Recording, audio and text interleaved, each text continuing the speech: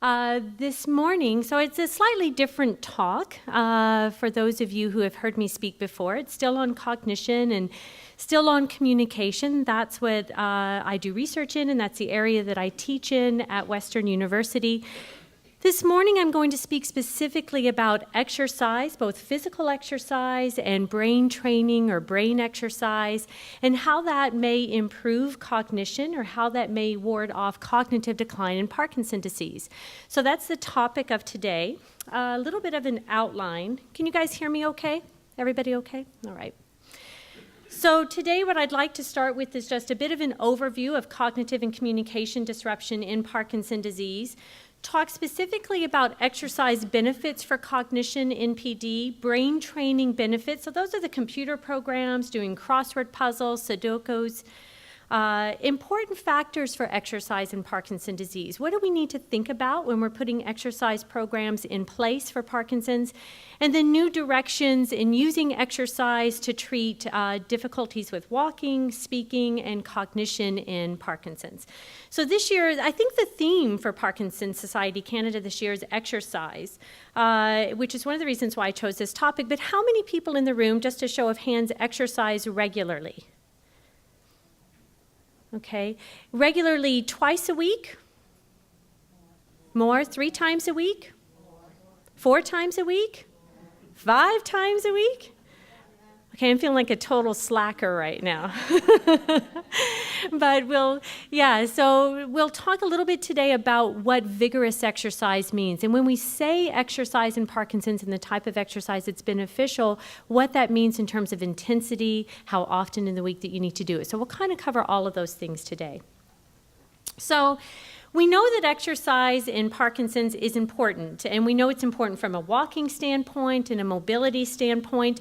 And I'm not necessarily going to talk today about those aspects because everybody talks about those aspects. I'm going to talk to you about using exercise to make your brain stronger, to make you think better, to make you smarter. And when we look at exercise in Parkinson's, we have ample research on both weight training programs, aerobic programs for walking, things like yoga and dancing. But we actually have very little evidence on how exercise improves brain functioning. This is actually one of the newer areas of research in Parkinson's disease. Really to the tune of about the last 3 to 5 years. And it comes in part from the research that we have in Alzheimer's disease and in just normal aging adults. It shows that exercise is beneficial for thinking. Exercise is beneficial for cognition. So we're starting to go that direction in Parkinson's disease as well.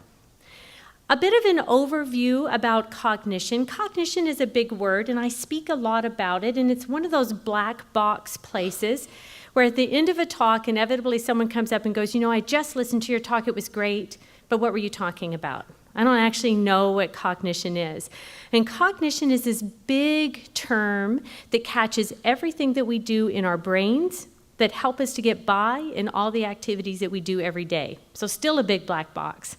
But it includes things like memory. It includes your ability to problem solve. It includes your ability to take on new situations and understand what that situation requires. It's your ability to sequence and organize what you do. It's your ability to understand that that stove is hot and so you're not going to touch it, or that that obstacle is 3 feet tall and you need to really raise your leg to get above it. And so all of those aspects of how we interact with our environment, how we make use of the information in our environment, how we choose or don't choose to take certain actions, whether that's movements with our body or speaking or thinking, those are all the processes that we include in this larger aspect of cognition. So interestingly enough, in 1817, when James Parkinson first described Parkinson's disease, he described it as a motor-only disease. And his definition for the motor impairment of Parkinson's largely still stands today. But he actually went so far in his definition to say that the senses and intellect are uninjured. So when he was first looking at patients first describing the disease, he did not take into account any of the changes per se in speech or cognition or thinking or in language, the ability to use words. And we now know that that's not the case. We actually began to explore cognitive impairment in Parkinson's disease as early as the 1960s. But it really took to the mid-20th century, 1970s, 1980s, before we started to focus a lot on cognition in Parkinson's. We knew about these things called Lewy bodies, which are these protein deposits in the brain that kill brain cells and make thinking more challenging in Parkinson's. We knew about those as early as the 1900s, but we still didn't tie it to Parkinson's disease itself. We still didn't tie it to difficulties in thinking, really until, to a large part, for the most part, the 1970s, 1980s. A large part of the work that we know in cognition has only been done in the 1990s. So it's still a fairly new area for us.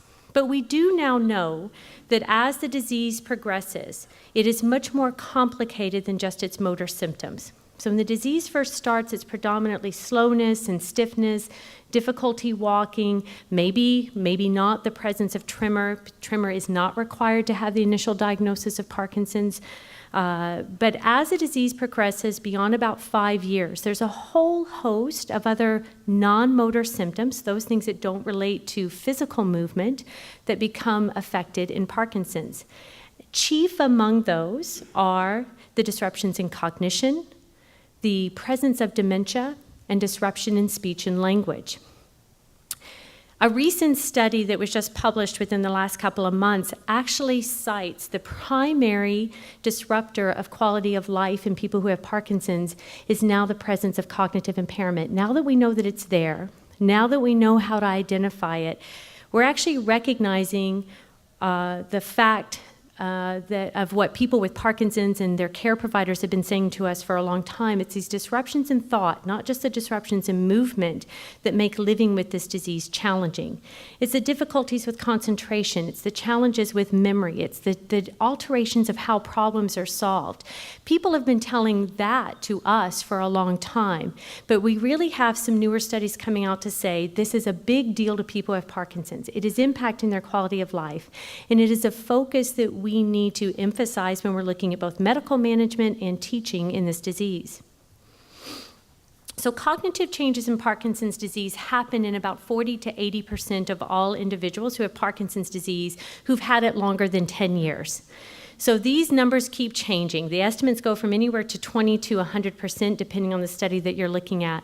But most of us are in agreement that between 50 to 80% of all individuals who have Parkinson's will develop some form of cognitive impairment. How severe it is, how much it impacts quality of life is likely different for everyone. But the presence of it is no longer deniable. We now know that it is most certainly part and parcel of the disease, as much a part of the disease as trouble moving or difficulty with tremor. We know that individuals who have Parkinson's disease have about a 6-fold increase in developing dementia compared to people in the general population. And we know that these changes begin early. So we used to say that we didn't worry about cognition until about 10 years into the disease, which is why some of those studies look at numbers beyond 10 years. But most recently, to the last 3 to 5 years, we have a lot of information that tells us that cognitive changes begin almost from the point that the disease is diagnosed. So at the same time people are developing walking challenges and tremor, they're also having subtle changes in this realm of cognition or this realm of thinking. It may not be substantial enough to interfere with daily activities like working or getting around at home, but it does progress with time. And if we test people at the onset of the disease, we will often find subtle changes in how they solve problems, subtle changes in how they perceive the environment. And we know that this is not the same for everybody. Everyone in this room will know that if we have 5,000 people in this room who all have Parkinson's disease, there are 5,000 different versions of Parkinson's disease. So nobody has exactly the same symptom profile, and the same thing is true when it comes to cognition.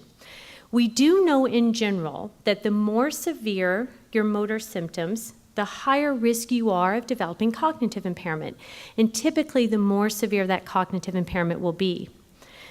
We do know that symptoms make a difference, so that patients who present with predominantly slowness and stiffness and rigidity will more than likely develop cognitive problems, and people who have predominantly tremor do not have as high a risk of developing cognitive issues.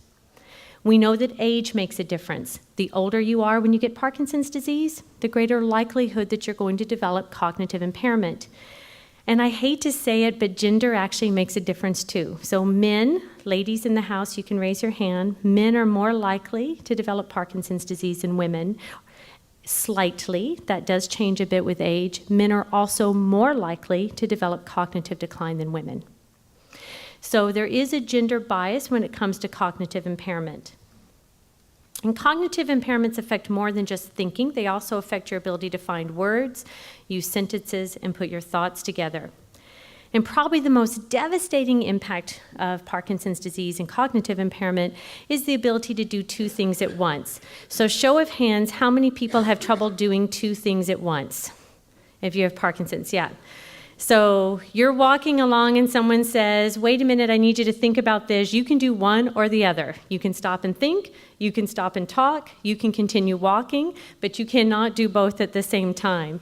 And to a certain aspect, this happens to all of us. We all have a little bit of trouble doing what we call dual tasking, or two things at once, or even more than two things at once. I feel like sometimes I'm doing 8 things at once, and that's about my limit. Beyond 8, I'm toast. I can handle up to 8. Outside of that, I just feel like I'm juggling and some ball is going to drop.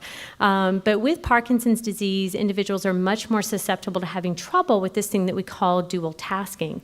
And it actually contributes to the fall risk substantially. So we know that the more difficulties someone has with dual tasking, the greater likelihood they're going to be of having a risk of falling. And that's a part of cognition because it involves the interaction of how we think, how we move, and how we speak. So those of us who do research test this in a bit of funny ways. So those of you who have been in some of the studies that I've done with Dr. Jogue will know we test this in really funny ways. Common ways that we kind of look at this are to have you walk and count backwards. So those of you who, I see nods in the room because some people have gone, oh my gosh, yes, you've done that to me. So walking around in a room and counting backwards by 7s or counting backwards by 5s is a common task because counting backwards requires you to hold numbers in your head, manipulate them to do the subtraction process, remember where you last stopped. So it's actually quite a complex process. We often see disruptions of that with walking and with counting. We just finished a study looking at people who have freezing of gait. So that's when your feet get stuck when you're walking, and we had them do this task. And I've also done it in patients who have Parkinson's who don't have freezing of gait. And there's a huge difference. People who have freezing of gait literally can't do both of these at the same time. They'll go 100 and walk, 93, walk. So they can either count or they can walk. They most definitely cannot do both at the same time.